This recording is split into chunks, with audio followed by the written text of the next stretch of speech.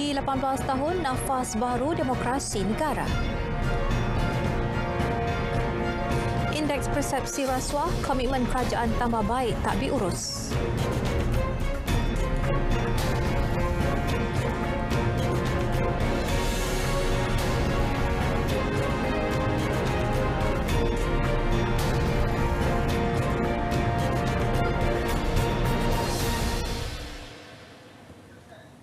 Assalamualaikum dan salam keluarga Malaysia. Anda bersama saya Miza Usni Muhammad dalam Berita Parlimen.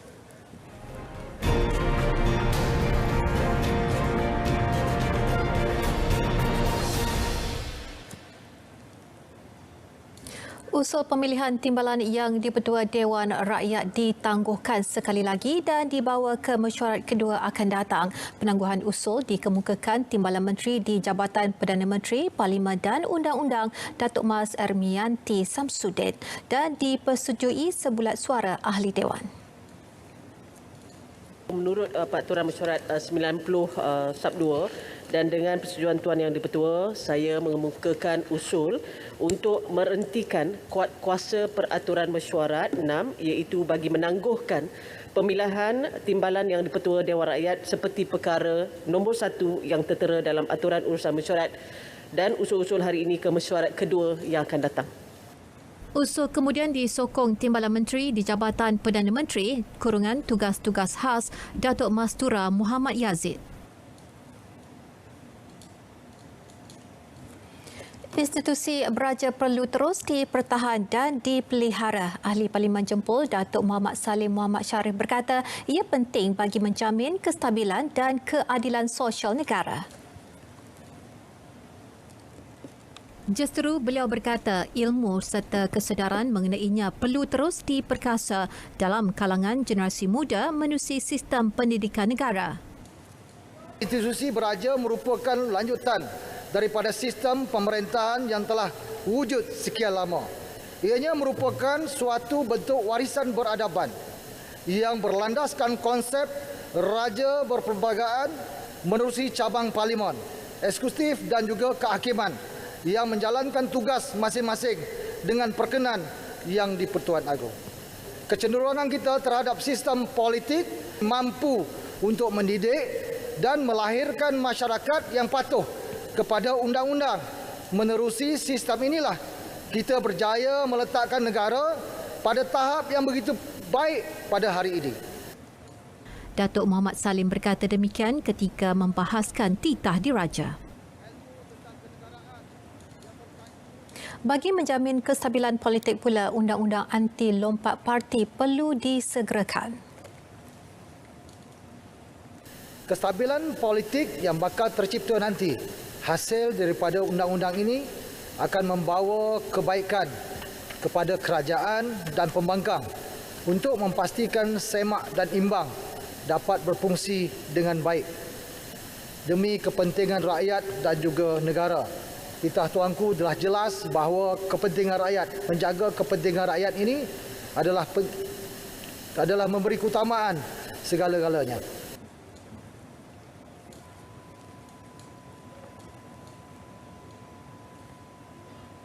Sistem demokrasi negara perlu diberi nafas baharu selaras penglibatan belia dalam undi 18 tahun. Justeru golongan belia perlu diberi pendedahan dalam isu pendidikan politik. Ahli Parlimen Pasir Mas Ahmad Fadli Syari melihat isu pilihan raya umum Dewan Negeri Johor tidak menjadi topik trending dalam kalangan belia dan perkara itu sangat membimbangkan. Saya kaji media trending setiap hari. Dalam 10 trending isu media semasa setiap hari, tidak ada pun trending isu PRN Johor. Tidak ada. Yang ada ialah isu selebriti dan sebagainya. Ia satu perkara yang membimbangkan sebenarnya. Seolah-olah belia yang terlibat dengan media massa ni mereka tak kisah apa yang berlaku di Malaysia pada hari ini. Dalam isu, sedangkan isu PRN, isu politik, isu masa depan negara, kalau belia tak kisah, kalau anak muda tak kisah, maka ia satu perkara yang sangat membimbangkan kita. Dan akhirnya anak muda mereka hanya peduli dengan dunia mereka sendiri, apa kerajaan nak buat, siapa kerajaan dipilih, siapa yang memerintah. terpulanglah. Ini merupakan satu perkara yang sangat membimbangkan. Jadi kita perlu melihat pada isu pendidikan politik di kalangan belia pada hari ini. Modal baharu pembangunan belia 2021-2030 sangat signifikan kepada pembangunan belia. Namun Ahli Parlimen Hulu Rajang, Datuk Wilson Ugak Kumbung mencadangkan agar program Kementerian Belia dan Sukan diberi nafas baharu bagi memastikannya kekal relevan. Program seperti Anugerah Remaja Perdana Rakan Muda seharusnya dipergerakkan dan dikembalikan semula kepada Badan Berkanun Pusat Belia Antarabangsa bagi memastikan lebih ramai-ramai anak muda dapat menyertainya. Sistem pengurusan program ini juga harus menyeluruh dan peluang sama rata perlu diberikan kepada semua remaja di seluruh negara tanpa mengira darjat, pangkat dan sebagainya.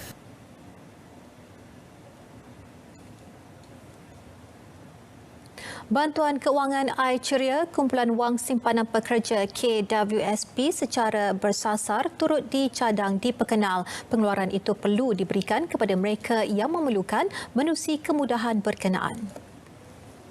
Sedangkan ekonomi negara sudah mula menunjukkan perkembangan yang positif, kemasukan pesakit kritikal COVID-19 ke hospital telah pun berkurangan dan jaminan sambutan Aidilfitri pada tahun ini juga telah diberi oleh Yang Amat Berhormat Bera, maka kemudahan air ceria ini bakal memberikan makna tersendiri buat keluarga Malaysia. Saya doakan moga cetutan rasa keluh resah rakyat dapat didengari oleh kepimpinan negara. Semoga doa tuan-tuan di luar sana diluluskan dan dimakbulkan Allah Subhanahu Wa Taala. Cadangan mengenai air ceria itu turut disokong beberapa ahli parlimen termasuk Wakil Kuala Langat, Datuk Dr. Xavier Jayakumar.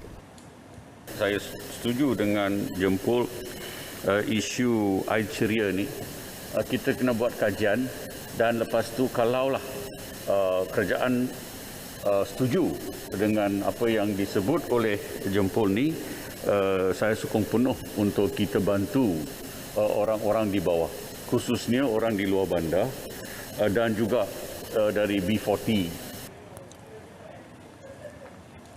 Ketika sesi perbahasan Tita Diraja juga, kerajaan turut diharap dapat mengawal kenaikan harga barang. Ekoran tindakan peniaga yang tidak bertanggungjawab cenderung menaikkan harga ketika rakyat menerima bantuan keuangan. Walaupun duit dapat, tapi kuasa beli masyarakat semakin kurang. Kuasa beli masyarakat semakin kurang walaupun dia mempunyai kewangan, tapi bila peniaga menaikkan harga barang mereka, jadi kuasa beli sebenar di kalangan rakyat makin berkurang. Jadi kenaikan harga barang oleh peniaga-peniaga yang tidak bertanggungjawab harus dikawal. Dan kita minta KPDNK lebih tegas membuat enforcement terutama di kampung.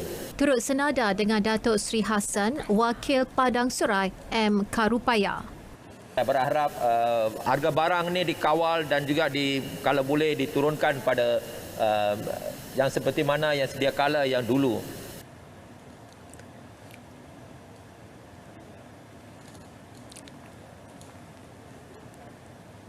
Yang di-Pertuan Agong Al-Sultan Abdullah Riayatuddin Al-Mustafa Billah Shah telah memperkenankan 12 akta yang diluluskan pada mesyuarat kedua penggal keempat Parlimen ke-14 yang lepas. Yang di-Pertua Dewan Rakyat Tan Sri Azhar Azizan Harun berkata ia membabitkan Akta Pembekalan 2022-Belanjawan 2022, Akta Perihal Pemerdagangan Pindaan 2021, Akta Ordinan Peguam Bela Sabah Pindaan 2021, Akta Keuangan 2021 dan Akta Langkah-Langkah Sementara bagi mengurangkan kesan penyakit coronavirus 2019 COVID-19 Pindaan 2021.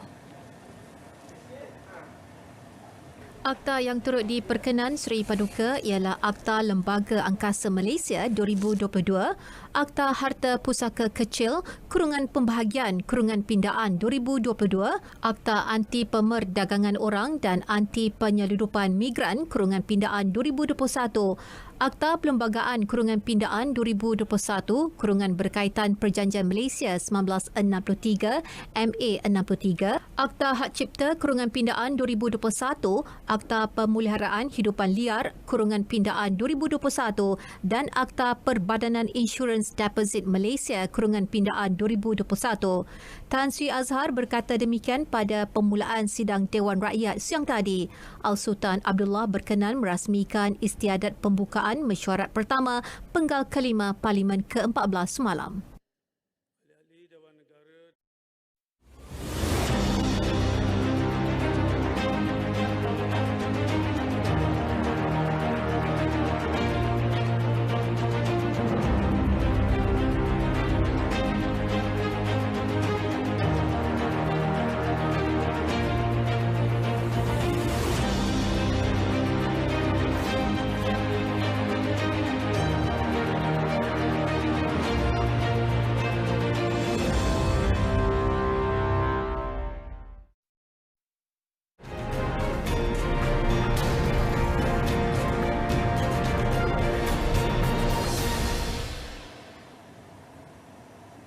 Bertemu kembali. Perdana Menteri dijangka akan membuat tinjauan lokasi banjir di Terengganu dan Kelantan esok. Jelas Menteri di Jabatan Perdana Menteri Tugas-Tugas Khas Datuk Dr. Abdul Latif Ahmad, Perdana Menteri juga dijangka mengumumkan beberapa bantuan khas kepada penduduk yang terjejas.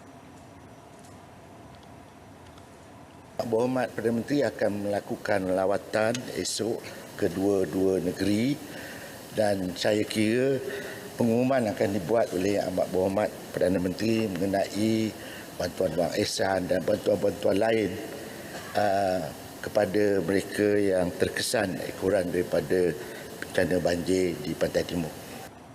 Datuk Dr. Abdul Latif turut menjelaskan sejak 26 Februari lepas, Pusat Kawalan Operasi Bencana PKOB mengadakan mesyuarat setiap hari berhubung situasi banjir dalam negara, manakala 10,000 anggota pasukan penyelamat terlibat membantu penduduk terjejas banjir.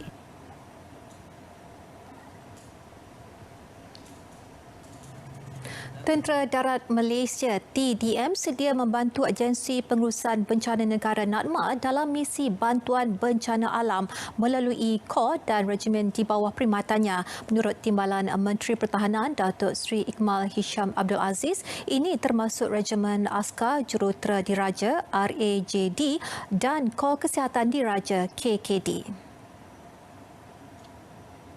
Dalam situasi bencana, RAJD memberi bantuan sokongan dari aspek kejuruteraan medan.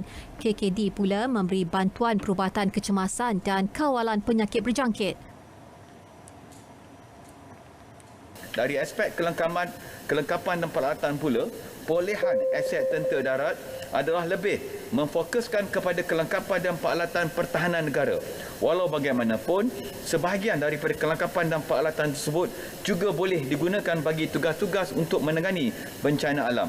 Antara peralatan tersebut adalah bot tempur, outbound motor, life jacket, truk 3 tan, truk 5 tan, truk 7 tan dan peralatan kejuruteraan medan seperti tipper, backhoe, excavator, bulldozer serta peralatan perubatan seperti peralatan pertolongan cemas, peralatan pelindungan diri, peralatan perubatan dan pembedahan untuk hospital medan.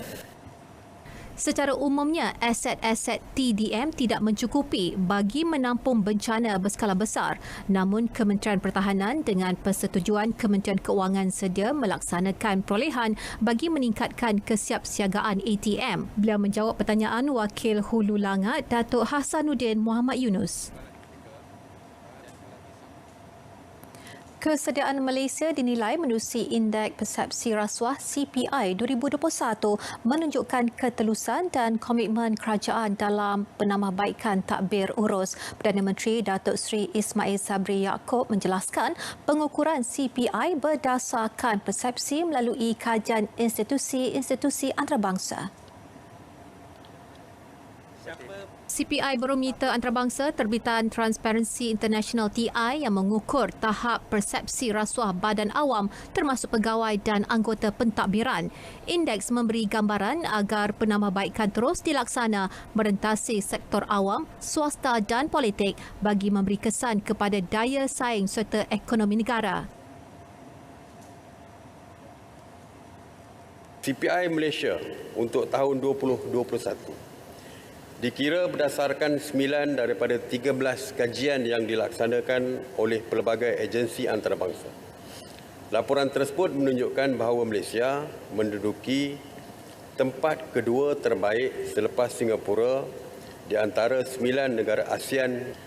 Antara perkara yang mempengaruhi skor dan kedudukan negara dalam CPI adalah soalan berbeza yang digunakan antara negara, responden ataupun kumpulan sasar serta jumlah penglibatan negara yang berbeza setiap tahun. Sebagai contoh, kajian CPI tahun 2021 tidak melibatkan negara Brunei. Beliau menjawab pertanyaan Wakil Perdiksan Datuk Seri Anwar Ibrahim, kerajaan melalui Pusat Governance, Integriti dan Anti Rasuah Nasional GIACC telah mengadakan beberapa sesi libat urus dengan pihak-pihak berkepentingan. Tujuannya agar laporan CPI lebih adil dan memberi gambaran sebenar. Kerajaan juga kekal komited melaksana inisiatif digariskan di bawah Pelan Anti Rasuah Nasional NACP. Perdana Menteri turut memaklumkan kerajaan tidak akan melindungi sesiapa pun dalam isu rasuah. Kerajaan serius mengambil tindakan terhadap sesiapa sahaja yang terlibat. Banyak kes masih lagi berjalan di mahkamah.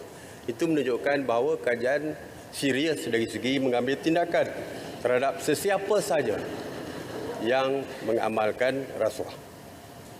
Begitu juga dengan perkara yang dibangkitkan oleh Yang Mohamad tadi. Jadi tidak ada pihak kerajaan tidak melindungi sesiapa. Di dalam isu rasuah, pihak kerajaan tidak melindungi sesiapa. Sesiapa saja bertanggungjawab akan dihadapkan ke mahkamah dan mahkamahlah yang akan menentukan. Beliau merujuk pertanyaan tambahan Ahli Parlimen Port Dickson Datuk Seri Anwar Ibrahim.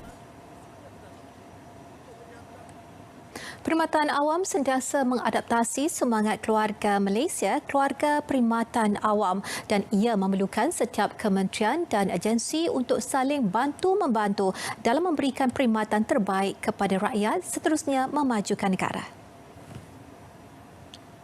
Kerajaan juga telah menggariskan agar sistem penyampaian perkhidmatan awam didorong oleh inisiatif baru melalui pendekatan seperti penerapan 5 nilai iaitu pantas, pengetahuan bertaraf dunia, memberi inspirasi, fleksibel dan berasaskan teknologi. Dalam memacu ekonomi digital Malaysia, kerajaan sentiasa memastikan sistem penyampaian perkhidmatan awam mendukung transformasi Malaysia menjadi peneraju ekonomi digital serantau agar dapat memupuk serta membina masyarakat yang lebih progresif. Kita perlu menyediakan platform perkhidmatan yang kukuh, holistik dan kalis masa hadapan. Agenda pemulihan yang dirancang akan tetap diteruskan, terutama mengurangkan kos sara hidup rakyat melalui pewujudan peluang pekerjaan dan memudahkan aspek perniagaan. Sistem penyampaian kerajaan sentiasa ditambah baik dari semasa ke semasa hasil maklum balas semua pihak dan bagi mengatasi kelemahan, fokus kini untuk memberi wajah baharu kepada penjawat awam serta lanskap organisasi awam. Jelas Perdana Menteri ini bagi menjadikan sistem penyampaian lebih berpaksikan rakyat dan memudah cara urusan tanpa dibebani kerana birokrasi.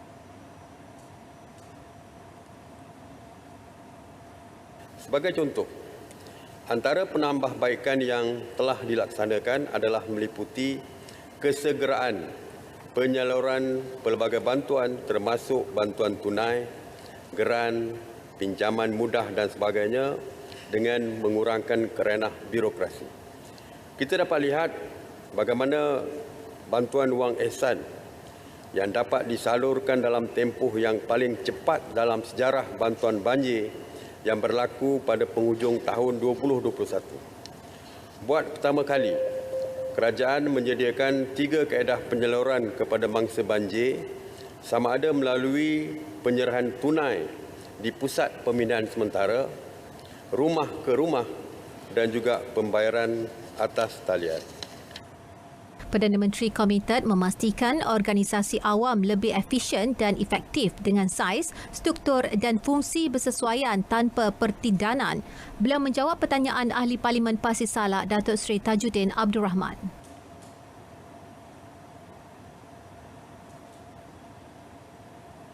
Baik, kerajaan memahami situasi penyampaian melalui teknologi digital amat kritikal dalam mengurangkan kerena birokrasi, terutama perkhidmatan kaunter. Dan untuk itu, inisiatif Rangka Tindakan Ekonomi Digital Malaysia atau MyDigital menyasarkan perkhidmatan kerajaan secara end-to-end sebanyak 80% menjelang tahun 2025. Perkara ini akan dapat memacu transformasi sektor awam untuk menjadi kerajaan digital dengan memanfaatkan teknologi, data dan kecerdasan digital, meningkatkan set kemahiran digital penjawat awam dan meningkatkan kualiti perkhidmatan dalam talian. Ini juga akan meningkatkan kedudukan negara dalam penarafan World Digital Competitiveness Ranking. Sesi pertanyaan lisan turut diberi maklum bahawa kutipan tol secara RFID di Lebuhraya Pantai Timur Fasa 1, LPT1 dan Lebuhraya Pantai Timur Fasa 2, LPT2 dijangka dilaksanakan mulai penghujung Jun depan. Dan Menteri Kanan Kerja Raya Datuk Seri Fadilah Yusof, setakat ini kutipan tol secara RFID telah dilaksanakan di 28 buah lebuhraya. Pelaksanaan teknologi RFID adalah selaras dengan hasrat kementerian untuk memperkenalkan sistem kutipan tol tanpa henti yang dikenali sebagai Multi-Lane Free Flow ataupun singkatannya MLFF, menggunakan pendekatan teknologi Radio Frequency Identification dan dijangka akan dilaksanakan sepenuhnya menjelang tahun 2025. Dalam usaha pihak kementerian menerajui inisiatif dalam memperkenalkan sistem kutipan tol di lebuhraya secara elektronik sepenuhnya, pelbagai kajian, sesi libat urus dan dialog telah diadakan bersama pemegang taruh bagi mendapatkan maklum balas serta mencadangkan penyelesaian terbaik berhubung kaedah atau teknologi yang akan digunakan pakai. Pemilihan teknologi RFID paling sesuai kerana menggunakan gelombang radio dengan had pengesanan lebih luas di samping kos lebih rendah. Beliau menjawab pertanyaan Wakil Sabak Bernam, Datuk Muhammad Fasiah Muhammad Fakih. Kementerian Kerja Raya dalam proses mengkaji semula pelan pembangunan rangkaian jalan raya HNDP bagi Sabah, Sarawak dan wilayah Persekutuan Labuan. Kajian dijangka bermula pertengahan tahun ini dengan dikenali sebagai HNDP 2040 menggantikan HNDP Fasa 2 yang akan berakhir pada 2025. Kajian akan mengenapasti rancangan rangkaian infrastruktur jalan raya bagi ketiga-tiga wilayah. Ini mengambil kira input semua pihak berkepentingan terutama Kerajaan Sabah dan Sarawak. Untuk maklumat Ahli Berhormat, Pelan Pembangunan Rangkaian Jalan Raya 2030 ataupun Highway Network Development Plan 2030, singkatannya HNDP 2030 yang diterbitkan oleh kementerian ini merupakan pelan yang dibangunkan untuk mengenal pasti keperluan infrastruktur jalan raya pada masa hadapan untuk semenanjung Malaysia bagi melengkapkan sistem jaringan perhubungan yang lebih baik. Bagi Sabah, Sarawak dan wilayah Persekutuan Labuan, pelan pembangunan rangkaian jalan raya dirujuk adalah HNDP Fasa 2. Datuk Seri Fadilah menjawab pertanyaan Ahli Parlimen Betong, Datuk Robert Lawson Chua. Hasil semakan dan pindaan Akta Tabung Haji bakal dibentangkan di Parlimen pada masa akan datang. Pelan Strategik Hijrah 24 juga akan diumumkan kepada umat Islam khususnya pendeposit tabung haji TH. Hijrah 24 meliputi transformasi 5 teras utama iaitu pengurusan pelaburan, pengurusan haji, pengurusan deposit, modal insan dan juga tadbir urus. Plan ini akan menentukan arah transformasi tabung haji untuk menjadi organisasi berprestasi tinggi dan mampan. Ia merangkumi 24 inisiatif strategik termasuk inisiatif sokongan digitalisasi dan komunikasi. Ini termasuk usaha untuk mengukuhkan Akta Tabung Haji 1995 dan menambah baik model operasi serta aspek tadbir urus tabung haji. Perancangan dan tindakan telah dan akan terus diatur secara strategik dan bersasar untuk memastikan TH lebih berdaya saing serta kekal relevan. Datuk Ahmad Marzuk menjawab pertanyaan Wakil Bacok Nik Muhammad Nik Abdul Aziz. Sabah disaran merujuk Kerajaan Persekutuan dan pemegang taruh lain dalam perbincangan perjanjian konservasi alam semula jadi NCA dengan syarikat berdaftar di Singapura. Menteri Alam Sekitar dan Air Datuk Seri Tuan Ibrahim Tuan Man berkata penglibatan mekanisme pasaran karbon perlu dirujuk kepada pihaknya selaku pihak berkuasa nasional diiktiraf Konvensyen Rangka Kerja Perubahan Bangsa-Bangsa Bersatu UNFCCC. Ini penting kerana penglibatan negara dalam mekanisme pasaran karbon antarabangsa berpotensi menjejaskan pencapaian Nationally Determined Contribution NDC dan aspirasi jangka panjang pelepasan sifar bersih negara. Untuk maklumat Yang Berhormat, Kerajaan Persekutuan tidak dimaklumkan dan tidak dirojok dan tidak dilibatkan oleh Kerajaan Negeri Sabah dalam proses rundingan bagi perjanjian NCA tersebut. Sehubungan itu, KASA tidak dapat memberikan penjelasan terperinci mengenai kandungan perjanjian. Maklumat yang diterima oleh kementerian hanyalah melalui kenyataan media dan kenyataan bertulis daripada wakil Kerajaan Negeri Sabah dilaporkan dalam media massa. Sekiranya perjanjian NCA tersebut mempunyai aspek transaksi kredit karbon antarabangsa, maka ianya akan memberikan impak secara langsung kepada pencapaian NDC dan inspirasi pelepasan GSG sifar bersih negara. Beliau menjawab pertanyaan Wakil Bukit Bendera Wong Hun Wai. Sehingga Disember tahun lepas, jumlah sahabat usahawan amanah ikhtiar Malaysia AIM yang aktif seramai 341,034 individu. Sabah merekodkan bilangan sahabat aktif paling tinggi iaitu seramai 57,564 orang. Jelas Menteri Pembangunan Usahawan dan Koperasi Tan Sri Noor Omar, jenis perniagaan yang paling ramai diceburi adalah penjaja kecil, jualan langsung, pasar mini dan pasar tani. Berkenaan dengan koperasi, Amanah Ikhtiar telah pun menubuhkan koperasi yang dipanggil Koperasi Sahabat Amanah Ikhtiar Malaysia Berhad ataupun Koop Bersahabat dengan jumlah anggota seramai 243,193 orang yang telah didaftarkan pada 30 Ogos 2012 dan jumlah modal share terkumpul adalah sebanyak RM56.26 juta. Tahun lalu juga sebanyak 8.5% dividen telah dibayar. Tan Sri Noor Omar menjawab pertanyaan Ahli Parlimen Bukit Gantang, Datuk Syed Abu Husin Hafiz Abdul Fazal. Baik, berita Parlimen berakhir di sini. Dapatkan perkembangan sahih sepanjang masa melalui portal berita RTM di berita.rtm.gov.my. Dengan itu, Assalamualaikum dan salam keluarga Malaysia.